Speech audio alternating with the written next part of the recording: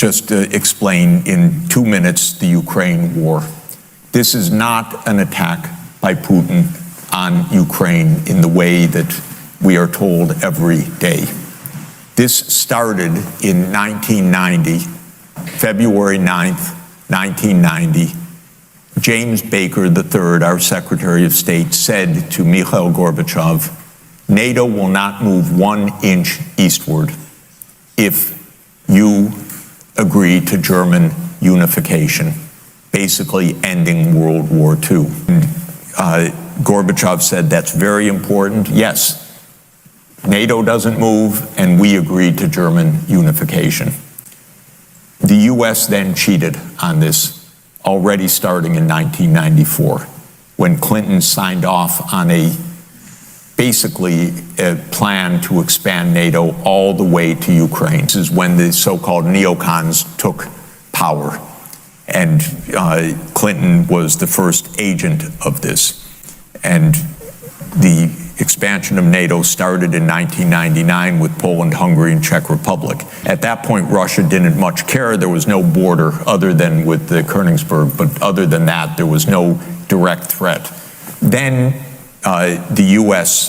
led the bombing of Serbia in 1999. That was bad, by the way, because that was a use of NATO to bomb a European capital, Belgrade, 78 straight days to break the country apart. The Russians didn't like that very much. But Putin became president, they swallowed it, they complained, but even Putin started out pro-European, pro-American, actually asked maybe we should join NATO when there was still the idea of some kind of mutually respectful relationship. Then 9/11 came. Then came Afghanistan, and the Russians said, yeah, we'll support you. We understand to root out terror. But then came 2 other decisive actions. In 2002, the United States unilaterally walked out of the anti-ballistic missile treaty. This was probably the most decisive event, never discussed in this context. But what it did was trigger the U.S. putting in missile systems in Eastern Europe that Russia views as a dire, direct threat to national security by making possible a decapitation strike of missiles that are a few minutes away from Moscow. And we put in 2 Aegis missile systems. We say it's defense. Russia says, how do we know it's not Tomahawk nuclear-tipped missiles in your silos? You've told us we have nothing to do with this. And so we walked out of the ABM treaty unilaterally in 2002, and then in 2003 we invaded Iraq on completely phony pretenses, as I've explained. In 2004-05, we engaged in a soft regime change operation in Ukraine, the so-called First Color Revolution. It put in office somebody that I knew and I was friends with, and am kind of distantly friends with President Yushchenko, because I was an advisor to the Ukrainian government in 1993, 94, 95. And then the U.S. had its dirty hands in this. It should not meddle in other countries' elections. But in 2009, Yanukovych won the election, and he became president, and in 2010 on the basis of neutrality for Ukraine.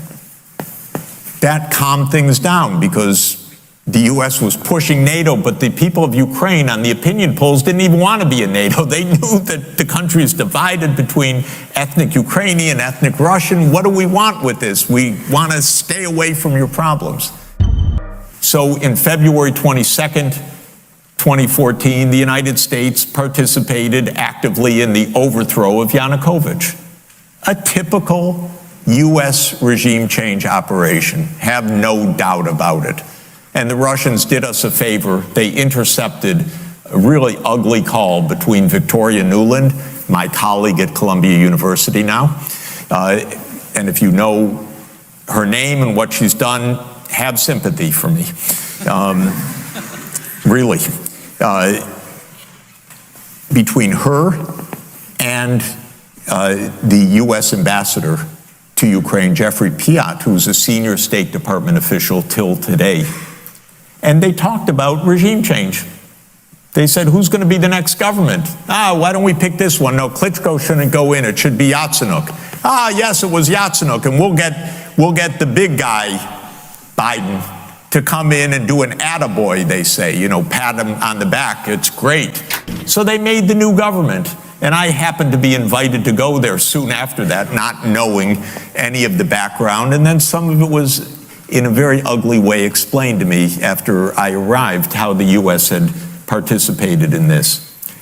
All of this is to say, the U.S. then said, okay, now NATO's really going to enlarge. And Putin kept saying, stop. You promised no NATO enlargement. It's been, by the way, I forgot to mention, in 2004, Estonia, Latvia, Lithuania, Bulgaria, Romania, Slovakia, Slovenia, 7 more countries in the not 1 inch eastward. The U.S. kept rejecting the basic idea, don't expand NATO to Russia's border in a context where we're putting in goddamn missile systems after breaking a treaty. 2019, we walked out of the Intermediate Nuclear Force Treaty. In 2017, we walked out of the JCPOA, the treaty with Iran. This is the partner. This is the trust building. In other words, it's completely reckless U.S. foreign policy. On December 15th, 2021, Putin put on the table a draft Russia-U.S. security agreement. You can find it online. The basis of it is no NATO enlargement. I called the White House that next week after that, begging them, take the negotiations. Putin's offered something, avoid this war. Oh, Jeff, there's not going to be a war. Announce that NATO's not going to enlarge. Oh, don't worry, NATO's not going to enlarge. I said, oh, you're going to have a war over something that's not going to happen? Why don't you announce it? And he said, no, our policy is an open door. This is Jake Sullivan. Our policy is an open door policy. Open door for NATO enlargement. That is under the category of bullshit, by the way. You don't have your right to put your military bases anywhere you want and expect peace in this world. You have to have some prudence. There's no such thing as an open door that we're going to be there and we're going to put our missile systems there and that's our right. There's no right to that. We declared in 1823, Europeans don't come to the Western Hemisphere. That's the Monroe Doctrine. The whole Western Hemisphere, after all. Okay, anyway, they turned down the negotiations. Then the special military operation started, and 5 days later, Zelensky says, okay, neutrality. And then the Turks said, we'll mediate this. And I flew to Ankara to discuss it with the Turkish negotiators because I wanted to hear exactly what was going on. So what was going on was they reached an agreement with a few odds and ends.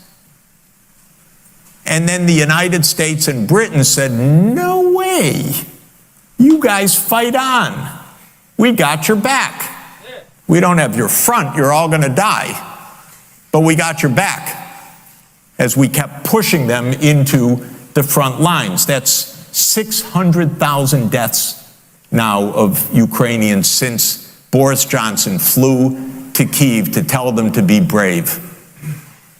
Absolutely ghastly.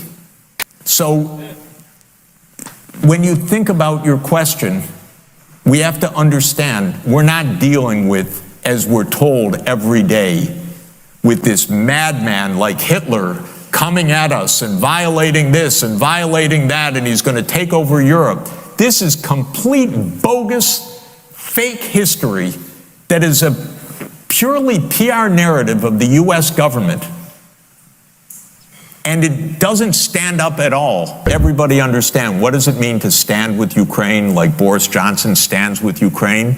It means 2,000 Ukrainians killed or wounded severely every single day. That's not standing with Ukraine. That is standing with the destruction of Ukraine. It's exactly the opposite. And so that's a purely Orwellian idea that we're standing with Ukraine by continuing this war.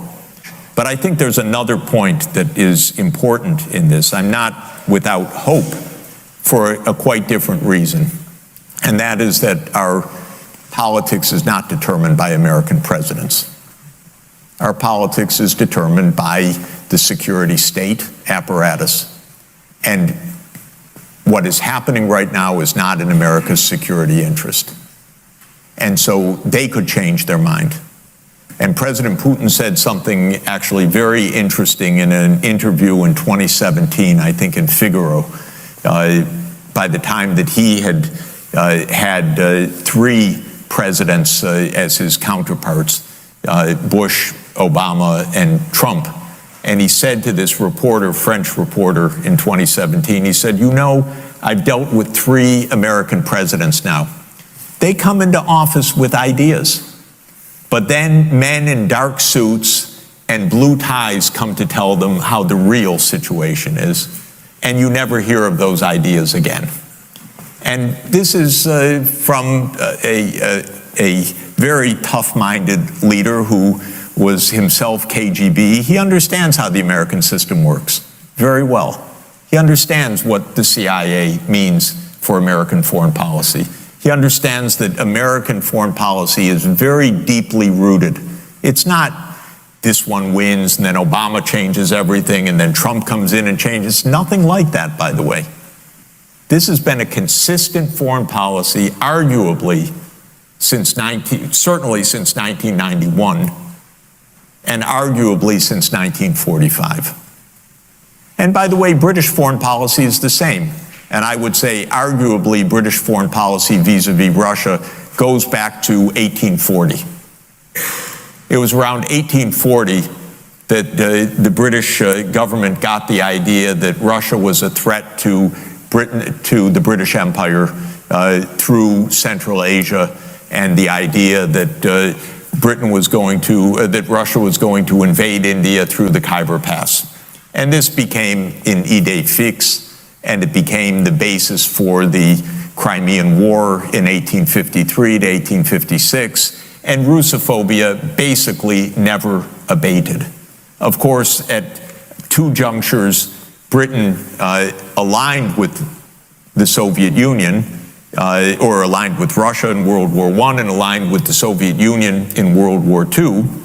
And the Soviet Union, of course, with 27 million dead, broke the back of Hitler's army, not Britain or the United States, which take all the credit for it. They can't even remember. They don't even invite the Russian leaders. And Russia bore the whole brunt of fighting the Wehrmacht.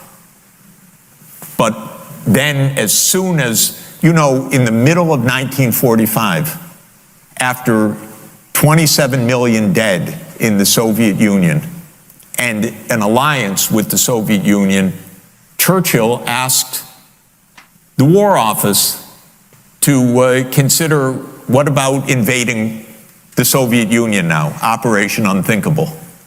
In other words, let's continue the war. Germany just surrendered. Now we should go invade the Soviet Union. That was not put as a defensive war game. That was an actual idea of Churchill in the summer of 1945. And the United States said, no, actually, let's not have another war right now. But that's a kind of, that's a little weird, by the way. But that's how Britain has thought for. So my point is, these are very deep, consistent trends, and Britain taught the United States everything it knows, and we continue on the same deep trend. What we need is that the Pentagon and the CIA and the other intelligence agencies come to understand we're in a multipolar world. We face a nuclear superpower in China, a nuclear superpower in Russia. There is no meaning of victory. Tragedy is not an option, as far as I'm concerned, for a policy. And so we need a different strategy. And then somebody in a dark suit and a blue tie will come to tell whoever's president that we're doing it differently now. And that's what we can hope for.